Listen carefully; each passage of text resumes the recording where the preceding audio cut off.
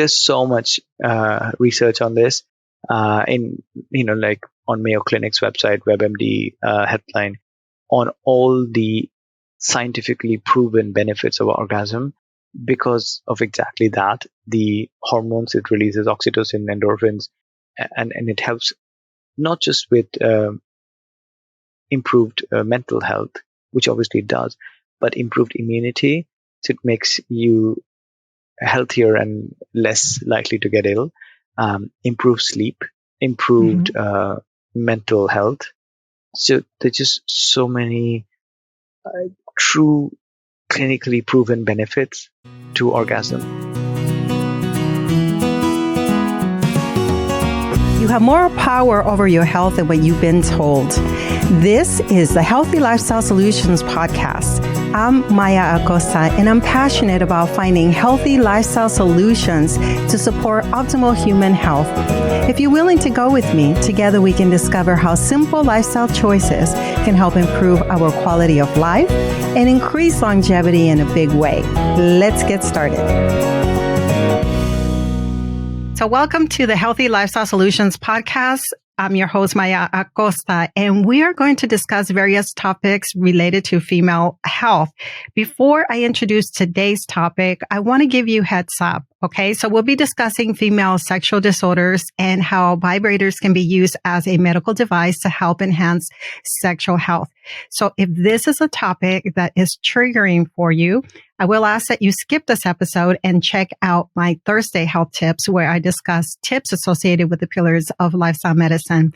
However, it is a very important topic, and I want to help normalize these conversations. So if you think you're comfortable with it, please tune in, because in today's episode, we will be exploring the impact of sexual disorders on women's health and well-being, and how vibrators can be used as a therapeutic tool.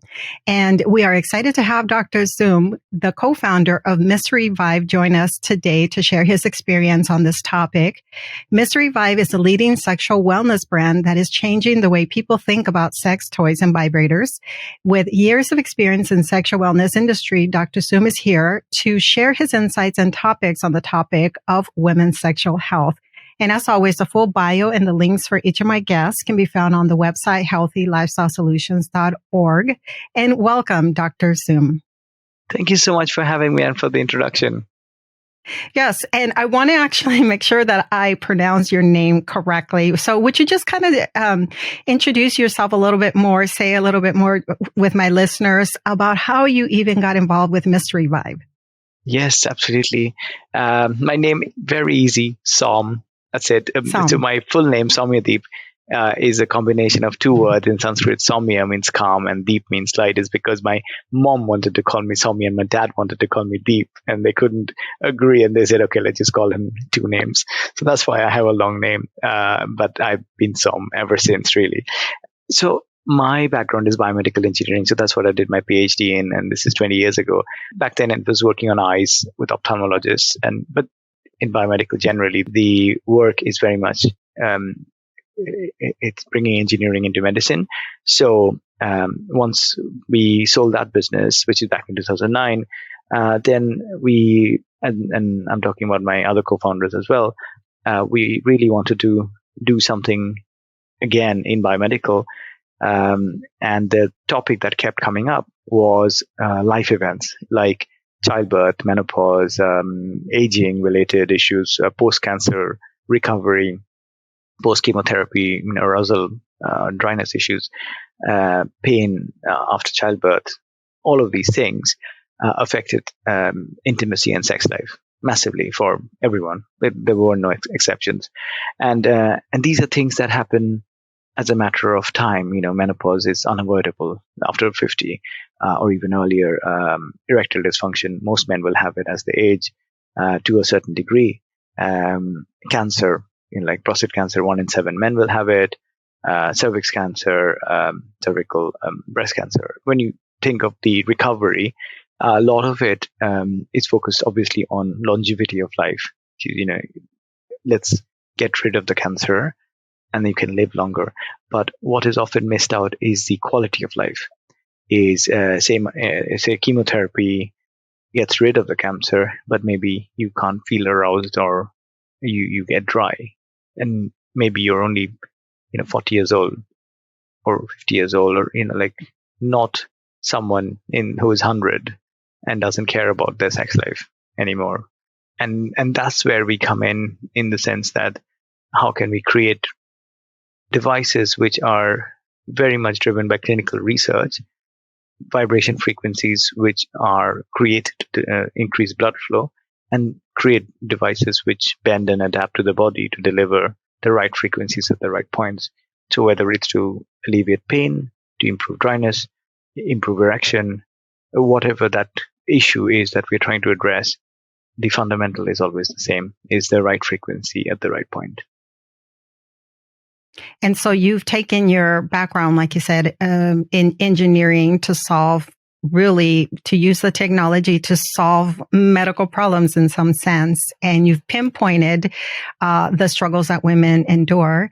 I became interested in this topic now that I'm more involved in women's health issues when I interviewed an OB-GYN, a gynecologist who works with people, women who are premenopausal, perimenopausal. Either they're going to menopause or they're, gone through the phase and have faced some of these issues that you've just addressed, which is like vaginal dryness and things like that. And she spoke about using a vibrator to help alleviate. And that was the first time that I ever heard of this. Yeah. Another thing that really surprised me is that 50% of women over 50 years old are sexual, which means that as we age, we're dropping off. we're becoming less sexual because of libido and probably all the other complications, vaginal dryness and all that. As I was preparing for this conversation, Dr. Soum, I went ahead and I pulled up some stats that I'd like for you then to kind of expand a little bit about when we're talking about women's sexual health. So I found that female sexual dysfunction, and I don't know if that's sort of like a large category, but there was a review of 43 studies that found that this female sexual dysfunction affects about 43% of women in the general population, with rates increasing among menopausal and postmenopausal women. And there are other things that affect women, like the hypoactive sexual desire disorder, or maybe losing interest. So if you'd like to sort of address some of those things that we're talking about. So beyond what, let's say, someone has in the early years, a lot of the issues in sexual health happen after childbirth, just because it is such a in a way traumatic event for the body, and especially with natural childbirth, there'll very likely be vaginal scar tissues, which means the vagina expands and contracts in order to pass the baby through, and that would lead to pain in many cases. In some cases, they might heal naturally, but what we see is 50% of mums after 2 years still have pelvic pain. And that is not normal. What should happen, ideally, is whenever they feel comfortable, a few weeks or a month after childbirth, to go see a pelvic floor therapist who would examine and massage the pelvic floor. And this is where the vibrators become really essential. And this is what we designed as our first product 9 years ago. It's a device that mimics two fingers, bends to reach exact points on the vaginal wall to deliver vibrations where you need them. So the therapist can do that, but also, and this is the most important bit, hand it then to the patient to take home to then do it on themselves as many times or whenever they can. Because the biggest challenge, especially for new moms, is time. They really don't have time to go to a therapist, which might be a 2 to 3 hour thing, going there, having the appointment, coming back. But equally, it's not cheap, and having that every week might end up costing thousands of dollars over 6 to 12 months. So we got together with pelvic floor therapists to create this device, and which now has been around for a long time, and then go through clinical trials and perfect it. And that's what the OB-GYNs use now for pelvic floor. So just as a wider topic. So that's where a lot of the sexual health issues start. And as you can imagine, if 50% of mums after childbirth, after 2 years, still have pelvic pain, that itself is a massive number, because probably 60% or 70% of adult females will have one or more child or children. Then again, with aging, it will only get the sexual health issues, sexual dysfunction generally, will only add up with menopause, with the lack of hormones, which would normally create arousal and wetness, without going through HRT. And maybe even then, it's not enough to recreate the natural lubrication. So that's where having access to good lubricants, good vibrators, which are medically designed, is really key, because otherwise it's very easy to give up on your sex life just from fear of pain. And even beyond sex life, just having pain throughout the day from having dryness, right? And that's even if you don't care about having a sex, maybe you're single and you're not looking for improving your sex life. Even for yourself as an individual, alleviating that pain is essential. So that's why.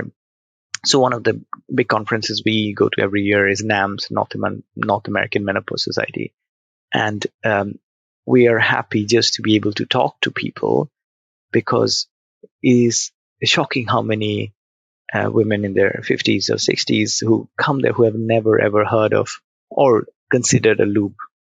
Such a simple thing, it costs $5 for a small bottle. It's so cost effective. It's a medical product. Obviously, it's regulated by FDA, and that one small thing can change their bedroom completely, right? And that's really our ultimate goal, is bring awareness to people about solutions that are simple and exist, and that they can do in their own privacy in a very discreet way. And when we do, and we keep in touch with all the people who buy our products, and we ask them for feedback, and normally the feedback is, this has completely changed my relationship with my partner. And that's the overall goal. When we started this 9 years ago, the goal was, how can we help couples in long-term relationships keep that mystery in the bedroom, especially after something major happens to them. So it's, even though that's the that's the established number, I am sure that number is much bigger. The statistic is much higher, because most sexual health issues go unreported. People just don't talk about it. Right. Well, it's interesting. I was running this topic by a listener of mine, thinking, well, we're both adults. The individual's actually a little older than myself. And I thought, well, what do you think about this, being that it could be used as a medical device to support? Now, this person is on HRT, and she immediately shut down, didn't want to hear more about it, was repulsed by the whole idea, and then went on to talk about her faith. And that would not allow that. Her faith would not allow for this even to contemplate this idea. And so it saddened me. And I think that's part of the reason why I want to help normalize these topics, is that, even women, when they're in their younger years and are going through the whole menstrual experience of it, the cramping and spotting, or whatever it is that we're going through when we're young, we shy away also from telling people. It's almost like these things are happening in our body and we don't know how to have a safe conversation about it. You're offering a resource that many shy away from because of the stigma, and maybe we can talk about that too. So, for example, you mentioned lubes, the fact that many women are not aware that, that maybe they should be using a lube. So lubes and vibrators have been associated with a different type of lifestyle and with other adult content, and not necessarily as a way to facilitate as the body's transitioning from, hormonally transitioning. What do you want to talk to us about some of that stigma associated with vibrators? No, absolutely. And the reason we created the brand the way we did is the first thing you will see on our website is it's created by doctors. And by doctors, I mean our chief medical officer is the head of urology at King's College, which is the biggest hospital in UK. We work with Dr. Rachel Rubin in DC, who's a leading urologist, and she's given us so much feedback over the last 5 years on constantly improving our products. Various menopause specialists, OB-GYNs, pelvic flow therapists, and that's what constantly improves every single device over the last 9 years. And that's the first thing we tell people is, yes, we want to make it fun. Yes, we want to, make it very approachable and nice. We don't want it to be scary looking clinical devices. But fundamentally, these are FDA registered, doctor created products. And that's the reason why we want you to try it. Right. So then that takes away the stigma of it's not a toy.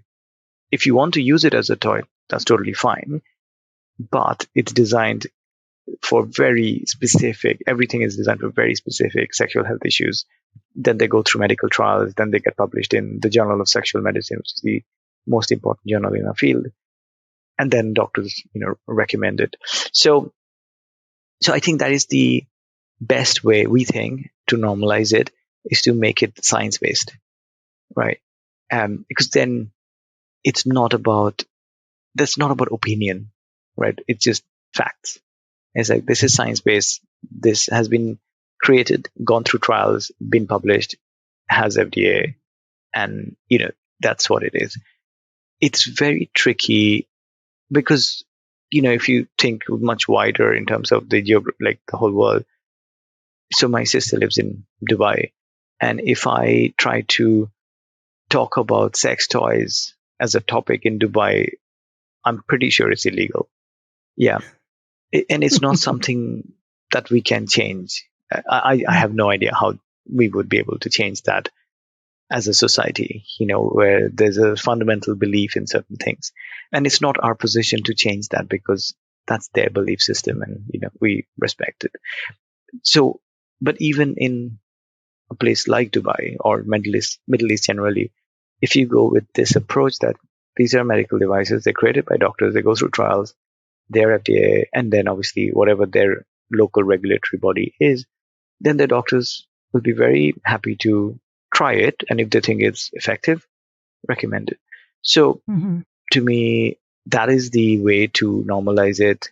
That's the easiest way to normalize it, is based on science and going through it. And vibrator as a device was originally created by a doctor to replace having to do it with his hand. And there's a movie about it called Hysteria. As soon as you said that, I saw the movie. I found it fascinating. So if you'd like to tell our listeners a little bit about that, of how these kind of massages once took place and why developing the vibrator was important, I find it fascinating. And it's well done. It's proper entertainment, even though it's basically a documentary. From what the movie says, is obviously more than 100 years old, and I'm sure there's a little bit of storytelling. But often women, as they got older and probably didn't have sex or orgasms for a long time, they would be diagnosed with this thing called hysteria, which obviously didn't exist. There's no such thing in that setting, about a woman just being restless and, maybe, upset generally. And then this doctor figured out that all they needed was an orgasm. And then he made it into a very clinical thing, so it doesn't look like it's a sexual thing. And then he would use his hands to stimulate them and give them orgasms, and then they'll be very happy, and they're like, "Oh, you've cured hysteria," and then they'd be back every week. So the whole thing was hilarious. And then he started to get a lot of hand pain, all his muscles would ache, and he was really struggling. So he had an engineer friend, and he asked him, "Can you make something which will automatically do this?" And they got the steam engine and a little piston, and then all of that. The contraption is very scary looking contraption they built, and that was the first electromechanical vibrator. And it worked, and the patients were very happy with the machine, and the doctor's hand was saved. So it's a hilarious movie, but it is based on a true story, and that's how Vibrators started. So Vibrators actually started as a medical device, and even for the first 50 years of the 20th century, they were advertised on newspapers as therapeutic use. So there are ads from New York Post or one of the old newspapers, printed newspapers, which showed vibrator ads with lots of benefits of using vibrators for health reasons.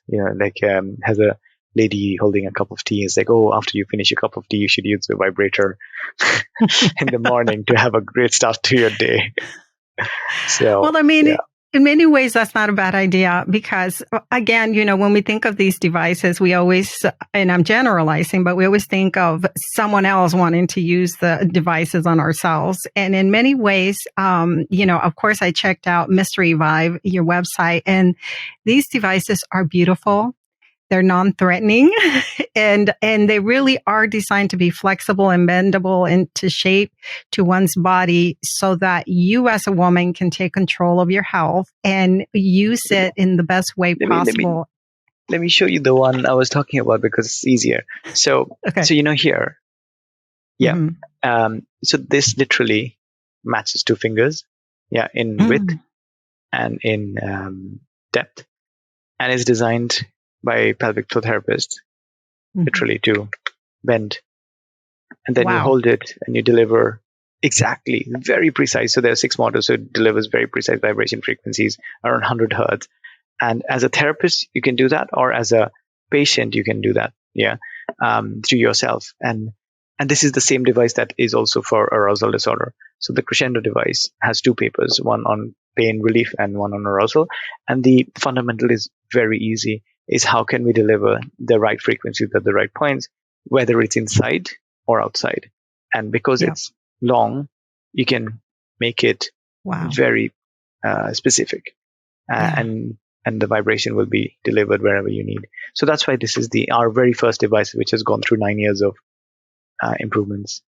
And this one's called Crescendo? Yeah. Okay. And the idea is to take it to a peak, like to improve your health and get you to peak health, because crescendo in music means the peak of music. So our goal is with this, we want to take you to your peak sexual health. I love that. You really put some thought into all of this and how you name just everything. You're very deliberate.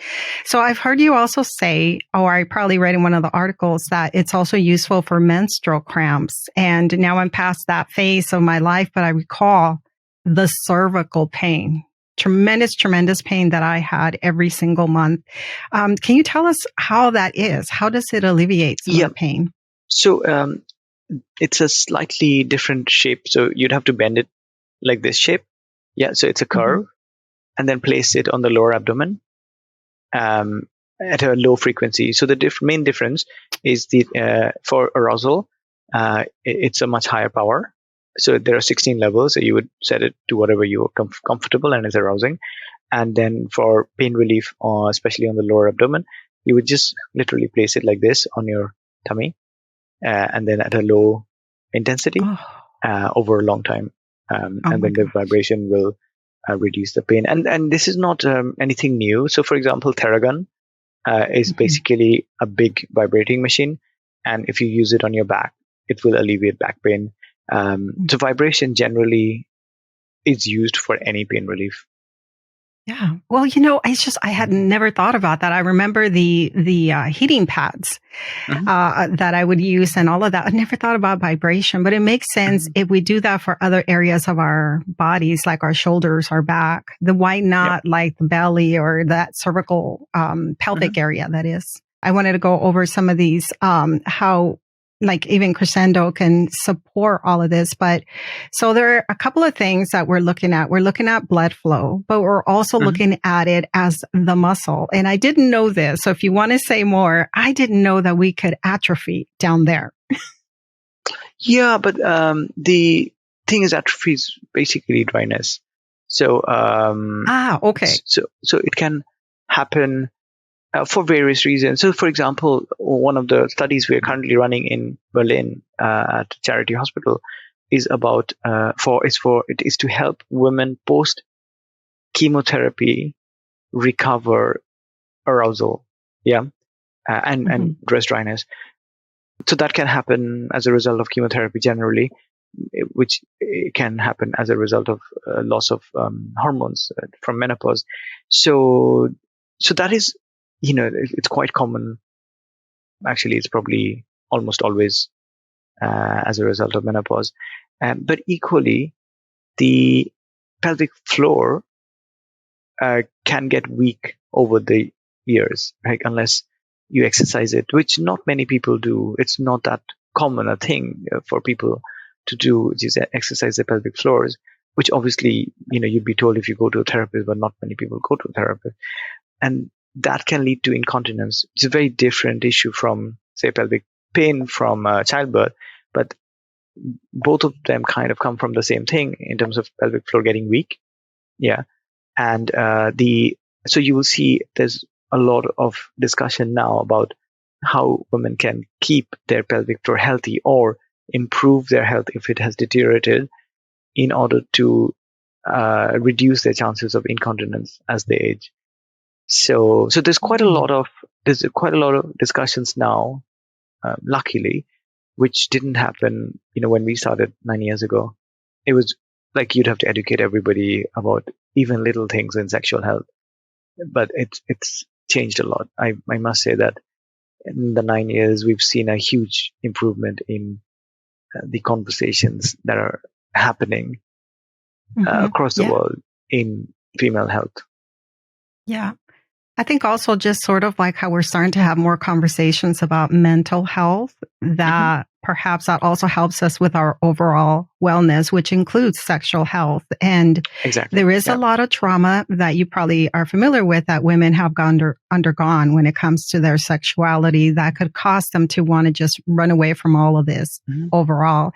So we still, encourage people to do the best that they can, or to work with a coach to help them through some of those issues. But you've also said this can, your medical devices can help people in relationships or not in relationships. As a matter of fact, one thing that is important to your company is inclusivity. So I was wondering if you can talk about that. Have you been able to create products that work for every body, every shape? That's such a good point. So I'll talk about something very simple to start with to explain. When we first made Crescendo, we made the buttons flush because it looked pretty. And then a lot of people emailed us, a lot of the customers emailed us saying, it's quite difficult for me to use it because the buttons are too small. I have dexterity issues. My, fingers shake, and can you do something about it? So now all our products come with big raised buttons where you can feel them even in the dark, and you can press them really easily with very easy to click. So, something as simple as accessibility. Oh, the other thing we changed is we made it all USB connected charging, because we used to have wireless charging before, and it was not usable at all. Like wireless charging hasn't really caught on. Even Apple has made it magnetic because you know how to attach it, and it attaches. Otherwise, what would happen, and it's happened to a lot of my friends, is even their phone, they would keep it on the wireless charger, but it's not aligned, and they'll wake up in the morning and the phone has no battery. So wireless charging, from a usability perspective, never really got there, and we had exactly the same issue. So we're constantly looking for UX things in every way we can make it easier for our users, especially our 70-year-old customers who don't want a lot of tech. They just want something to work. Press a button, turn it on, use it, benefit from it, and then that's it. So that's one part of it. The other part is just generally, how can we focus on solving problems and be anatomy specific, not gender specific? So this device, for example, all it does is mimics your hand. So just like you could use your hand for any part of your body, whether it is to stimulate the labia or vulva in order to create arousal without inserting anything because of dryness, or to reach much deeper inside where you have pain but you can't with your fingers, or stimulate from so like one of the studies we are working on is a spinal injury where the vagina and the clitoris is not aroused by stimulating them, but the doctors are testing local induction where they're stimulating the breasts, which is still connected by nerves, and feels arousal, and at the same frequency stimulating the genitals, and then creating that loop so that the breast arousal can infer an arousal into the vagina and create wetness. So, but to go back to the point, so this device can be whatever you need your fingers to be, an extended version for any gender and orientation, because all we focus on is the anatomy and the biology of things, and how effective can we be at delivering the right frequencies. That makes a lot of sense to make it focused when it comes to the anatomy and what it and how it can help a body, for example, achieve orgasm. I wonder if you could tell us if you know the statistics of how difficult is it in general for women to achieve orgasms? Oh, so statistics in sexual health are so underreported. Whatever, and also it varies so much between demographics. Like the data that you would get in North America, because people are more willing to share, will be way better quality than the data you get in Asia, where no one wants to share generally. Like India, no one would talk about this. But I think generally the stat that I know of is 9 out of 10 women need clitoral stimulation in order to orgasm. And that has been documented in quite a lot of diverse journals.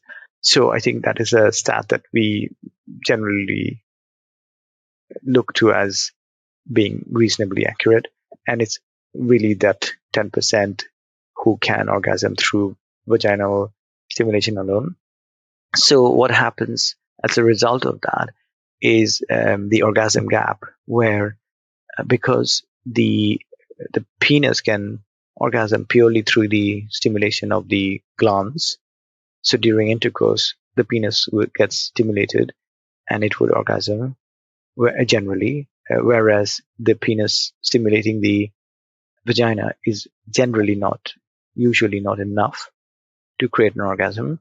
So that's where the gap comes from in the 90%, the 90-10, right? What that led to is one of the devices we created, which was for the penis to wear it. Let me see, I have it here. So imagine this is the penis. Yeah. So it's a device which is stretchy. Yeah. It's made of stretchy material. And it's to sit on the penis. It's designed for erection. It first sits on the head to create an erection, and then the penis slides in and it sits on the base to constrict the blood flow so the erection stays. And then the front has a lot of this very powerful 360 stimulation.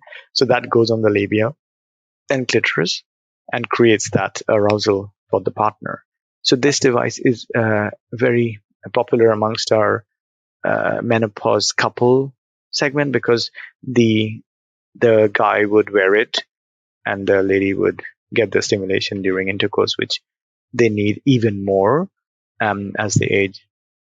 Yeah, fascinating. Is that the same device that helps men then with erectile dysfunction? Correct. If that's yeah. So this device is designed for ED, but with the secondary effect of stimulating the partner. So this is published in the journal as an ED device.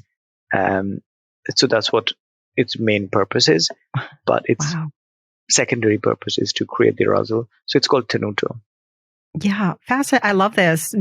I can see how both, how your devices can help a couple enrich their sexual life. I mean, they do say that many people are sexually active when they get older, but maybe, they could enhance their experience with your devices as well, so that they can reduce some of that pain that can be prevalent at an older age.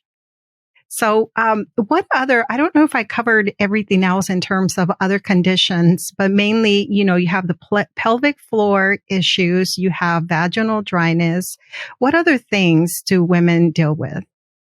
Period pain, obviously, you talked about incontinence as well, Yes. which is a different, so we haven't done any studies on it. So what we can talk about when it comes to externally in marketing, etc., is what we know works and is proven and is published.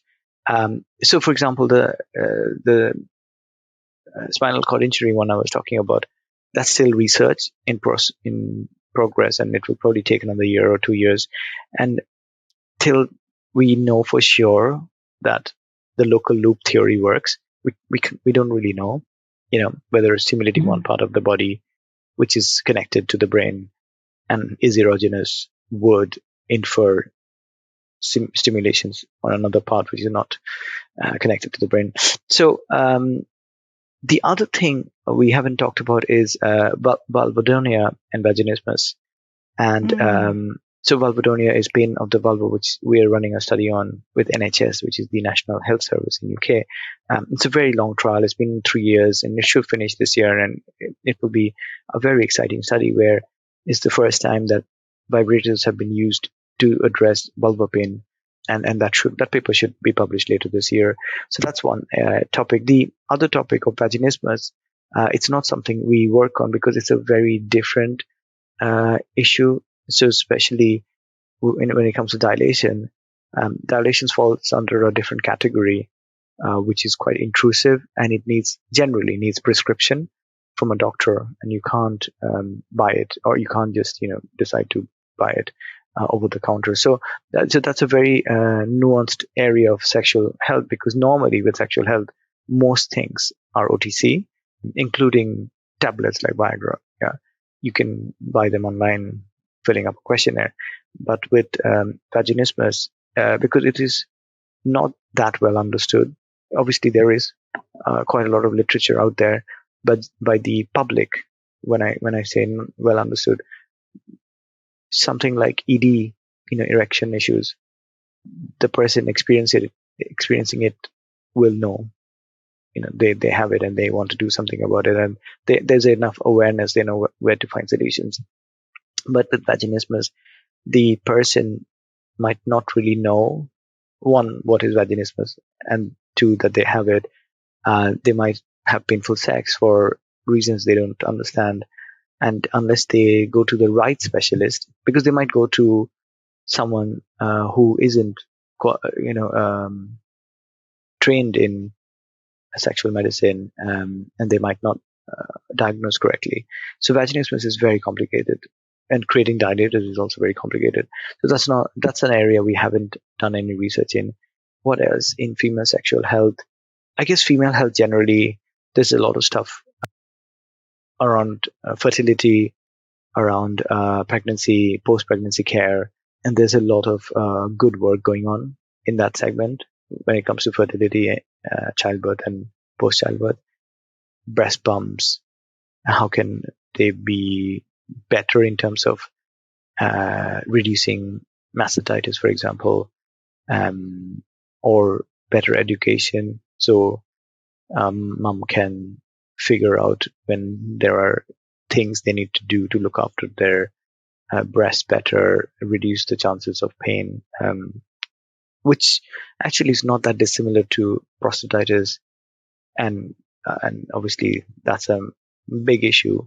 And one of the devices we are working on, which will come out later this year, is to help urologists reach and stimulate prostates to release secretions, because men above 50 are suggested that they should go for annual prostate checkup, but not everyone does. So one of the things we're creating with the urologist now is something which is very simple, very slim, small, easy to use, not scary, because that's the biggest problem in prostate is men are scared of going for a prostate exam and they just avoid it.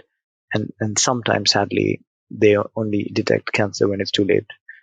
So if we can make it, one, explain why it's important, and two, make it pleasurable, so they actually want to look after their prostate and just generally improve prostate health, then hopefully we can reduce the chances of prostate cancer. But obviously that needs to be proven through studies. But that's the theory, that if you improve your prostate health generally, you should have lower cancer. Mm-hmm. Yes. Thank you. Thank you for sharing that. And also, I sort of wanted to add that in terms of kind of, an overall sense of wellness, is that one of the benefits of having an orgasm, at least for women, is the release of the feel good hormone, right? Mm-hmm. Yeah. That Yep. we just have a sense of just kind of releasing some of that tension that can help us to kind of, you said earlier about, that advertisement you saw about the woman drinking the tea and talking about using the device. Mm-hmm. It's a good way to start the day.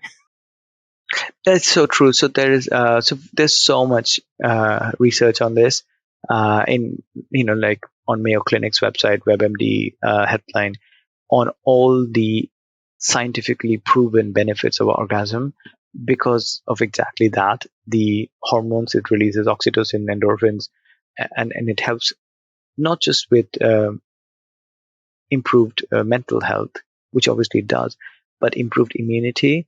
So it makes you healthier and less likely to get ill, improved sleep, improved mental health. So there's just so many true clinically proven benefits to orgasms, and why it is a health. It's equally an health thing as it is a pleasure thing.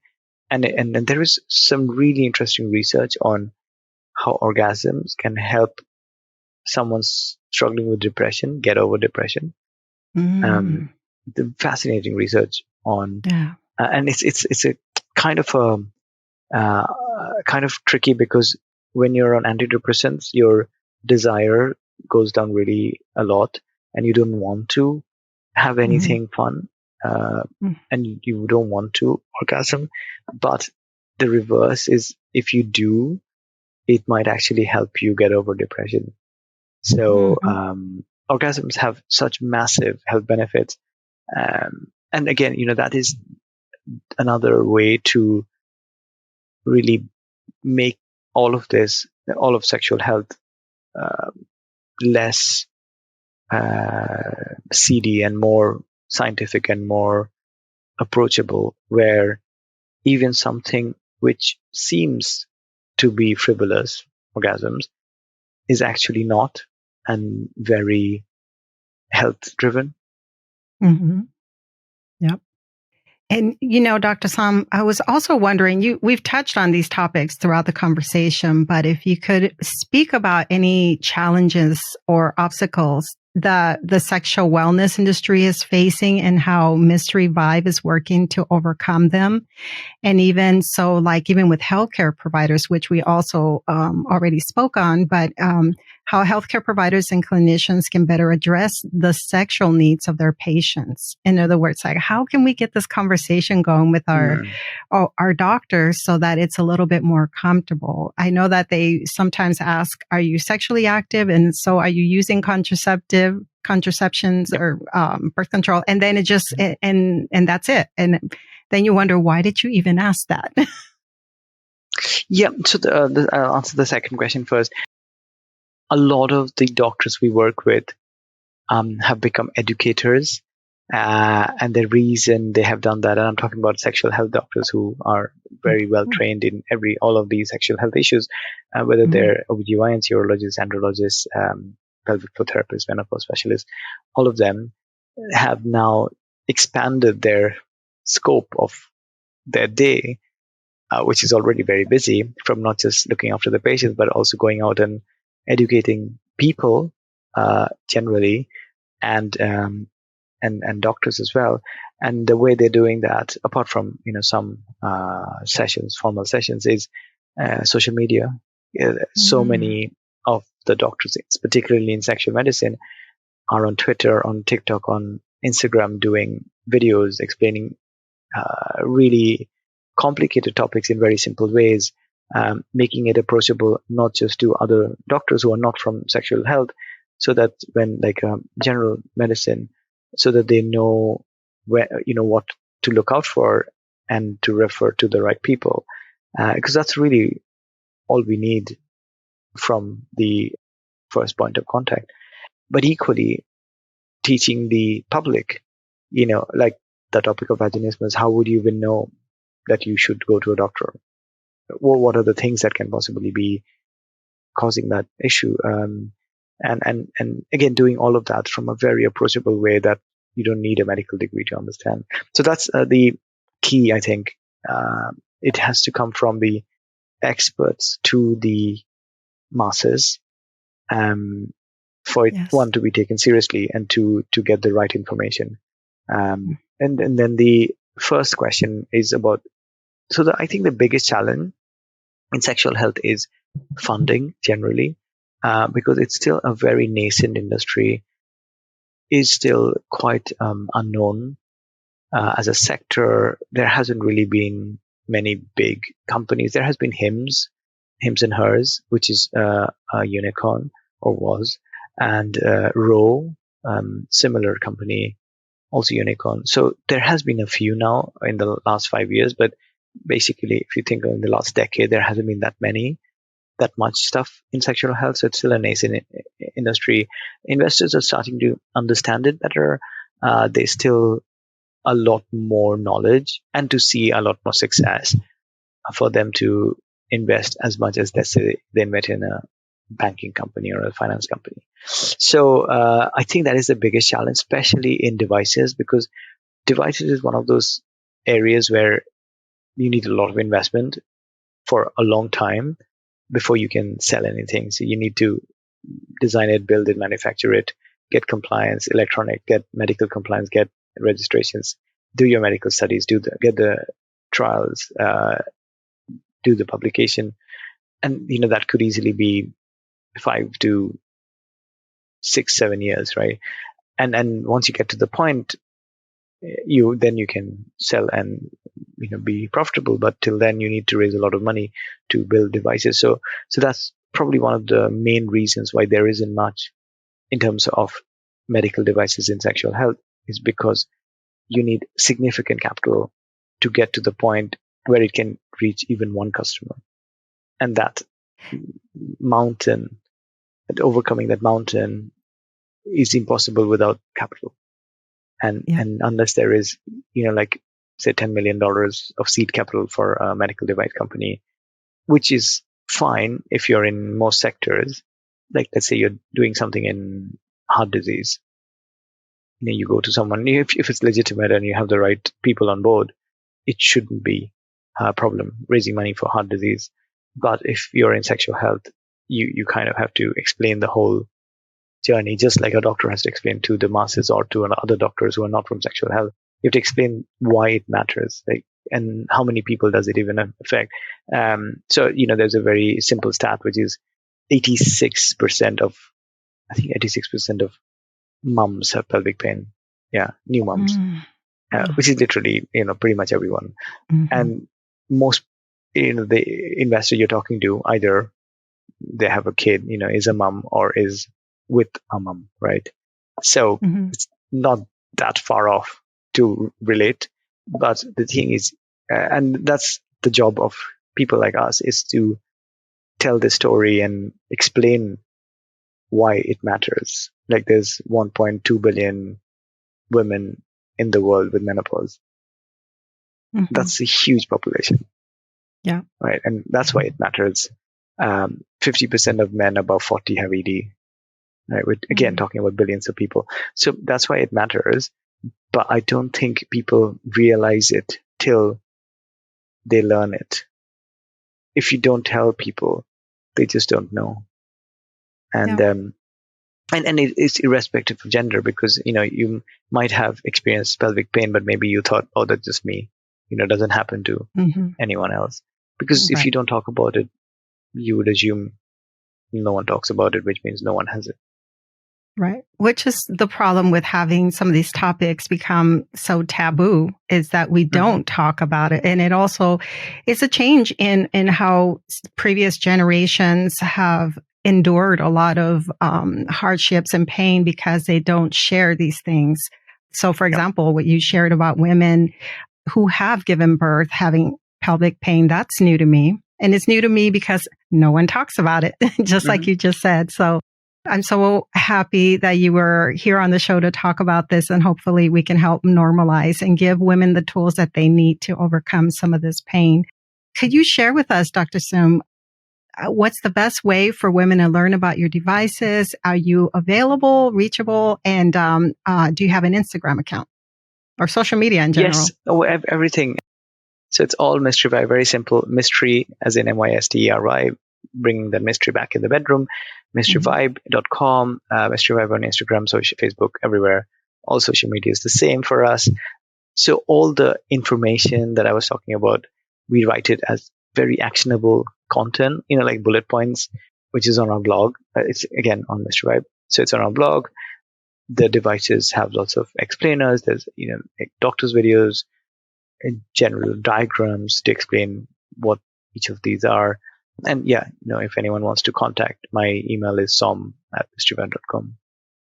Wonderful. We'll add all those links in the show notes. And also I'm going to include some of those articles that your team shared with me, because I think those also help to see how important it is that we just kind of normalize this and see that there's a medical aspect to it. And also your website is beautiful. The devices, again, are not non-threatening, colorful, very appealing to women, I think, and just people who just like to have fun and enjoy devices in various ways.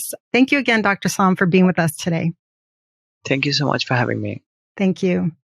Well, friends, that is all for today's episode on women's sexual health. We hope that you enjoyed learning about how vibrators can be used as a therapeutic tool to support women's sexual health.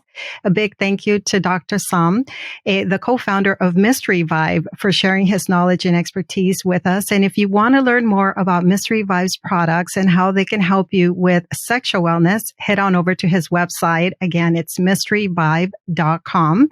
And if you enjoyed this episode, make sure that you subscribe and leave a review so that other people can learn about it. And we'll see you soon again with more episodes related to women's health. Again, thank you for being a listener.